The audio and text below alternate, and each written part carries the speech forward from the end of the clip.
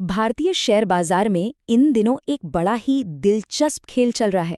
खबरें बताती हैं कि एफआईआईज यानी विदेशी निवेशक भारी बिकवाली कर रहे हैं, लेकिन पर्दे के पीछे की कहानी कुछ और ही है।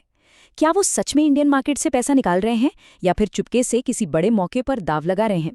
Q3 के आंकड़े ऐसी सच्चाई सामने लाते हैं जो शायद आपको चौंका देगी। चलिए इसी पहेली को सुलझाते हैं। देखिए, अगर आप सिर्फ हेडलाइंस पर जाएं तो यही लगेगा कि एफआईआईज भारतीय बाजार से निकल रहे हैं।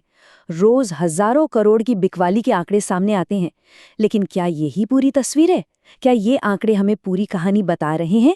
जी नहीं, बिल्कुल नहीं। और यहीं पर विरोधाभास पैदा होता है।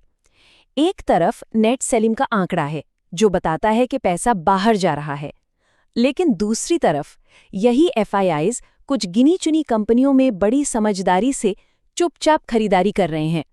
और यही वो सीक्रेट है जिस पर से आज हम पर्दा उठाएंगे। तो आज हम क्या क्या देखने वाले हैं? सबसे पहले इस विरोधाभास को समझेंगे, फिर देखेंगे कि हमारी रिसर्च का आधार क्या है। इसके बाद उन टॉप 10 कंपनियों की उल्टी गिनती शुरू करेंगे जहां एफआईआईज ने सबसे ज्यादा पैसा लगाया है। फिर नंबर 1 का खुलासा होगा और आखिर में देखेंगे कि इन सब से एक निवेशक को क्या सीखना चाहिए। ठीक है, तो चलिए सबसे पहले इसी विरोधाभास को समझते हैं। ये नेट सेलिंग जिसका इतना हल्ला है, आखिर है क्या? देखिए, इसका गणित बड़ा सीधा है। एफआईआईज ने कुल कितने के शेयर बेचे, उसमें से कुल कितने के खरीदे, उसे घटा दीजिए। तो हो ये रहा है कि एफआईआईज अपने पुराने स्टॉक्स बेच तो रहे हैं, लेकिन उसी पैसे को नए मौकों में लगा भी रहे हैं। हमारा फोकस इसी छुपी हुई खरीदारी पर है, ताकि ये पता चले कि स्मार्ट मनी आखिर जा कहाँ रहा है। तो ये पता करने के लिए कि पैसा जा कहाँ रहा है, हमें कुछ नियम तो बनाने पड़ेंगे, है ना? देखते हैं हमने क्या पैमाना अपनाया है। तो हमने क्या किया, हमने सिर्फ उन कंपनियों को लिया है जिनका मार्केट कैप 1000 करोड़ रुपए से ज्यादा है।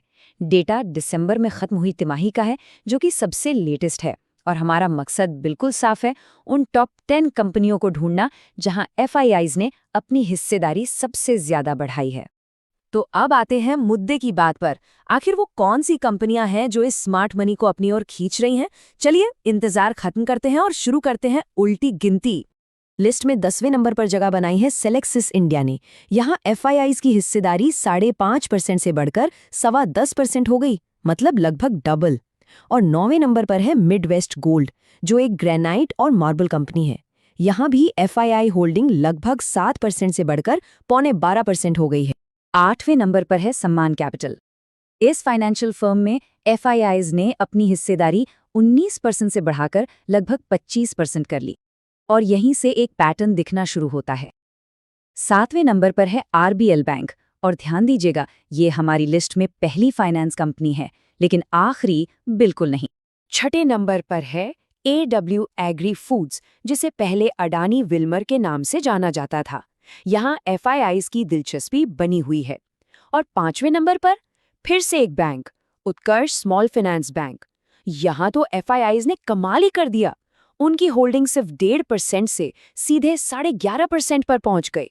ये 10% की सीधी छलांग है। अब देखिए नंबर 4 और 3 को। यहाँ एफआईआईज ने बिल्कुल नई एंट्री मारी है।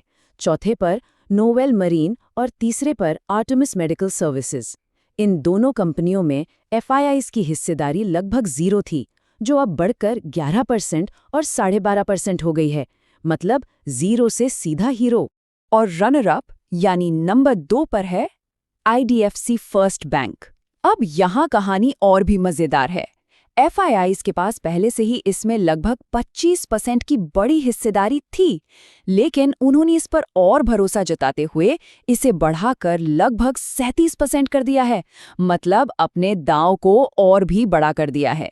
और अब वो नाम जिसका सबको इंतजार है, इस तिमाही की सबसे बड़ी एफआईआई खरीदारी, नंबर 1। तो आखिर वो कौन सी कंपनी है जिस पर एफआईआईज ने सबसे बड़ा दांव खेला है?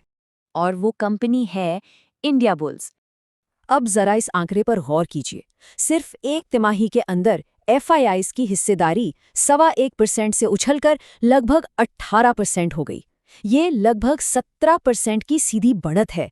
ये कोई छोटी मोटी बढ़त नहीं है, ये एक जबरदस्त छलांग है जो इस कंपनी में एफआईआईज के बड़े विश्वास को दिखाता है।